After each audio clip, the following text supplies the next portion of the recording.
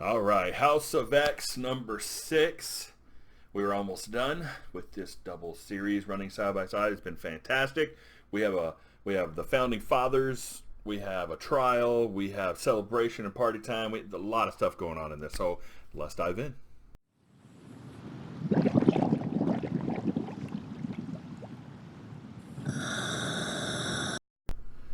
Welcome to Longbox Diving, where we explore comics and story arcs pulled from the long box. Now, House of X number 6. It's the last of this series, and the penultimate of the 2 series of House of X, Powers of 10, Powers of X.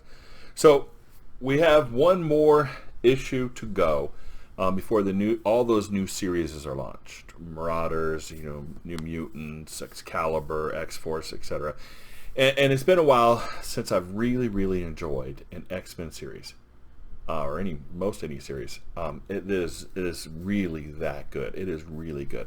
So I am definitely enjoying this. I'm excited about what's to come, and these new series are launching, especially after these 2 series that we just finished. We'll just finishing next week, and the new series coming out after that. I'm excited for that. So this isn't an action-packed issue.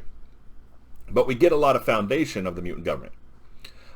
We get the notifications to the world that there will be a mutant nation, and the stipulation is required by that one to be accepted. Now, there's also the first criminal case in Krakoa, the first judgment handed out.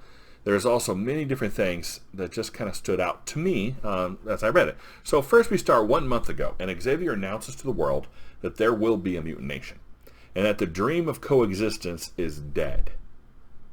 I mean, that, to me as an X-Men fan, is like, man, that dream's been like the thing. But it's gone. So, and there are life-altering drugs that the humans can have, but they have to leave mutants alone and acknowledge mutant state. So, talk about a bargaining chip.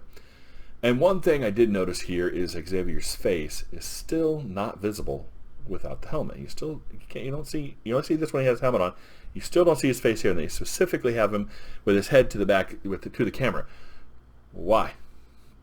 Is it really not Xavier? Is it somebody else? Is it the Master? Who is it? We see his face in the past when he's talking to Forge, Sinister, Magneto, Moria, but not now. Now we see him in the room with Magneto and Moria, and they're both looking at him, and they're both talking to him like he's Xavier. They're not acting like he's somebody else, and Moria doesn't seem to be trapped. So I don't know.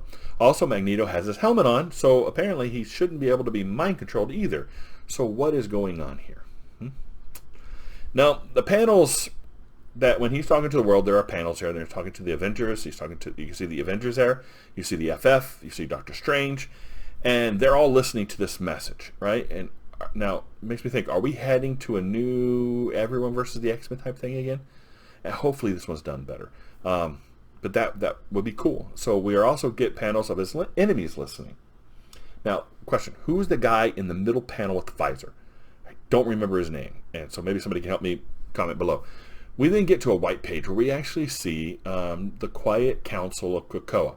We see the names listed here. We see Professor X, Magneto, Apocalypse, Sinister, Exodus, Mystique. We see Shaw, Frost, and one marked Red King. So I'm wondering, is it Omega Red? Is it Namor? I don't know. It's going to be interesting to find that out. Storm, Jean Grey, Nightcrawler, Cypher, and Krakoa are the 2 part of that council, but kind of not part of the council. Then we see a list of the great captains, with the commander captain being Cyclops. So, in essence, chief among equals. You see Gorgon, which was a villain, a Wolverine villain, which is interesting because I think he's the only villain on that list of great captains. Bishop, who's a time traveler. We've been wondering about where all the time travelers are. So now we see Bishop is a time traveler, and here he is. So, and then we see Magic. Magic is another of the captains. Now, Krakoa, we're on Krakoa, and they are now deciding what the laws of the mutant nation should be. And I love this panel going into that council chamber. You see Krakoa's face in the tree. That was just fantastic. Xavier said, okay, ask everybody to sit down, and then he goes ahead and breaks the council into groups, and he calls them family, Nightcrawler, Jean, and Storm. He calls friends, the Red King, I'm assuming, but he's not there, Shaw and Frost, and allies, Sinister, Exodus, and Mystique. I don't know if I call them allies, but... So they're trying to decide on laws. Now, Sabertooth is there, who has committed a crime against humans before the laws were put in place, and he was actually on a mission for Magneto when he did the murder that he should not have done. He was never told to do, and he did it. So this kind of puts this whole thing into a sticky situation. Now, we're a month behind, and we're finally caught up into this time panel, right? So it's now. So they discuss, what should the laws be? And they discuss less about not killing mutants. Well, why does that matter? Because they can resurrect. They can come back from the dead. You really can't ever kill a mutant anymore. Not with the way things are laid out now. So Jean Grey brings up, so why not make the law about killing things or people that cannot be resurrected, such as humans? And so they all agree. All right. So first law: don't kill humans. But it does seem to be okay to kill other mutants killing mutants. That nobody really said that was a bad thing. That makes me question some stuff. That is there going to be some? Okay, it's okay to kill bad mutants, but can there be bad mutants now? They're all good guys. I don't know. Then I love the part. Sabertooth is trying to, you're not going to use me as a scapegoat, blah, blah, and then Frost is like, be quiet, and he's just like, and he's still talking through her psychic suggestion. And then Jean joins in like that, right? And he just starts drooling, and Sinister starts laughing, right? The drooling just completes the outfit. So what's next? Somebody shocked me. So, okay, so Sinister's still weird. I had hoped they'd fix Sinister. I do not think they fixed Sinister yet. He's not Sinister yet. He's still kind of that stupid thing. All right. So Shaw then brings up property rights. Corey, they're the business, right? He and Frost are the business about money.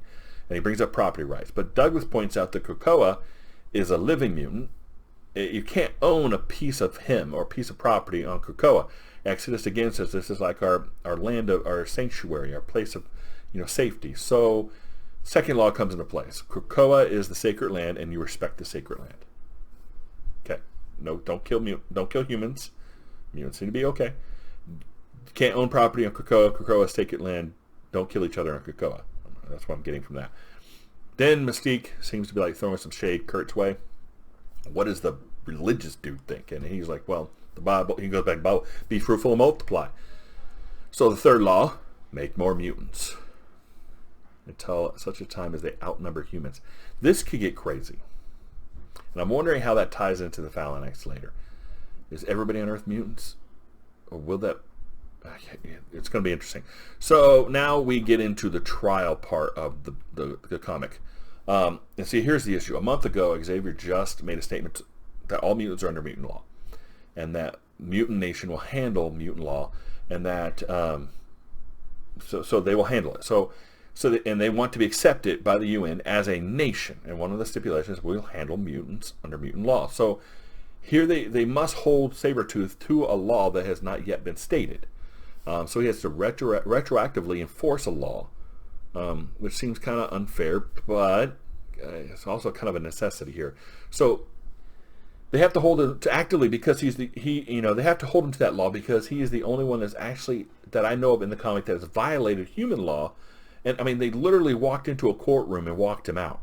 So, they have to hold that because he was on a mission for the mutant state.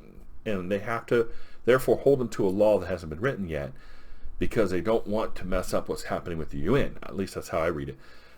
If they don't hold mutants to this new law, they could jeopardize their status with the UN as a nation. They already don't have full nation status with all countries either. So Sabertooth is therefore found guilty of murdering humans. And retroactively sentenced, and he was sentenced to exile within Krakoa. And it reaches up, grabs him, and sucks him down. That's creepy.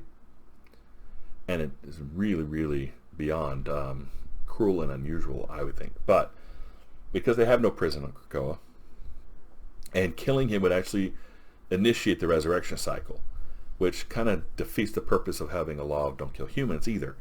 So what kind of punishment can you then give a mutant? You can't kill them. You can't imprison them. The only thing you can do is exile them. And this seems really, really beyond the pale of putting somebody in a binding darkness like that. Almost reminiscent of hell, in a sense, right? Biblical hell. That they be trapped down in a place of darkness bound, you know, I don't know, there's not burning or anything like that. At least it didn't say that, but who knows? That just seems really, really hard on him for something that he wasn't bound by a law at that point, but he is now. And then is any of those laws therefore going to require the exile thing? So if you kill human, or you violate the sanctity of Krakoa, or you don't make a mutant, how do you violate that law? Not making him. All right, so that's, yeah, bad fate. Yikes. So Sabertooth got the bad end of the deal, but then Sabertooth wasn't really bad, so I don't feel that sorry for him. So still not a good trial. No, it's not jury of peers. It's 12 people who decide your fate. And Xavier had a little speech at the end. Let's not get used to this about running a nation and blah blah blah. But it makes me wonder about him, whether that's just patronizing and him just saying, I don't know. So now we get into the celebration, and we see Banshee, and we see his niece. I can't remember her name. Dazzler is there. We see Warren as Archangel there. We see Mondo. We see Sync. I think Wolverine is walking over handing Gorgon a beer, but that may not be Gorgon. It's not clear. I know Gorgon carried a katana as well. But there's this whole scene between Cyclops, Jean, and Emma. It looked like Jean saw Emma, walks over, sits down, hands her beer. Emma takes the beer, leans back, looks at Cyclops. Are we going to get another love triangle, but this time without Wolverine? So we see Apocalypse sitting by himself, like, you know, here we are celebrating, and he's sitting by himself quiet. That makes me wonder, what is he planning? There's gonna be trouble. I don't remember seeing Sinister out there either, so that's always trouble.